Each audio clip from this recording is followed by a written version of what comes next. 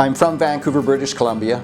We spend the winter here, and when we returned home last year, I went for my annual medical with my physician in Vancouver. My hip was really bothering me, and he informed me at that time that I was going to need a hip replacement. Unfortunately, in BC, that's a very prolonged process. I was going to have to wait 3 to 4 months for even a consultation with an orthopedic surgeon, and then another 6 to 12 months after that for the actual surgery. You know, the staff in those facilities are going to be equally frustrated that they have to put up with people complaining, "What's taking so long? Why is it taking me so long?" Literally, I was hobbling. I borrowed some crutches from a neighbor before we came down, and a cane, a walking cane. I was using it with 2 hands just to get around, and I wasn't going around. I would drive my wife and her brother and his wife to different places. They'd go for a hike. I'd sit in the car and read. There was no way I could go out walking. It was pretty brutal. It was not only brutal, it was painful. Nobody should have to wait a year for what is probably incorrectly called elective surgery, but they were still performing the old surgery, and just reading up on it, my pre-op meeting with people in the hospital was freaking me out. I mean, I've got the brochure of what you had to do and what you were going to go through, and the lengthy recovery period. All of it was freaking me out. I was not looking forward to the surgery. And we were committed to coming down here because my wife's brother and his sister were coming out for a couple of weeks, and we normally spend the winter here. And if I'm going to be in pain, I'd rather be in pain here than in Vancouver in the winter.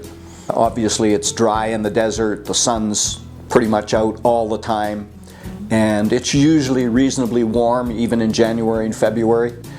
70 degrees is certainly not uncomfortable, not when you're coming from Vancouver. A neighbor of ours in the complex came over one night and handed me Dr. Rogers' little bio about this new hip surgery he does. Instead of being in the hospital 4 nights, minimum 3, usually 4 from the material I got, you're in overnight, you're up walking, there's less pain. Dr. Roger doesn't cut muscles, doesn't cut a lot of tissues, moves them apart to avoid that, and I gather that's what the prolonged recovery period is in the old style surgery.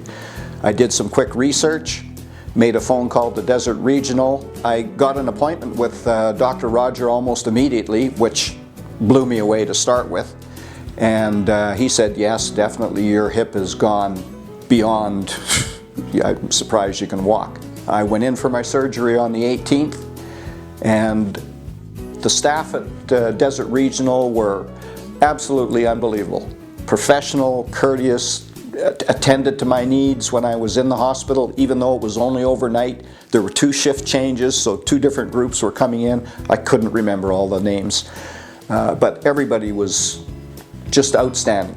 The hospital doesn't even smell like a hospital. You walk into some hospitals and it just has that, I don't know, antiseptic smell, or hospital smell, I call it. Desert Regional doesn't do it. It doesn't, we didn't detect that. It just isn't there. After probably 3 to 4 hours in the recovery room, they had me up walking with a walker. The following day, Thursday, they had everybody up in the ward who had had surgery at 5 o'clock in the morning, if you can believe it. But we were all walking with walkers. I was out that afternoon. Friday, I started walking around our complex, the pool outside, with the walker. But Friday afternoon, was it Friday afternoon or Saturday? Saturday. I decided, well, let's try it without the walker. Seems to be doing okay. And I've been walking without the walker since. So I've been driving since, been walking since. It's unbelievable, absolutely unbelievable.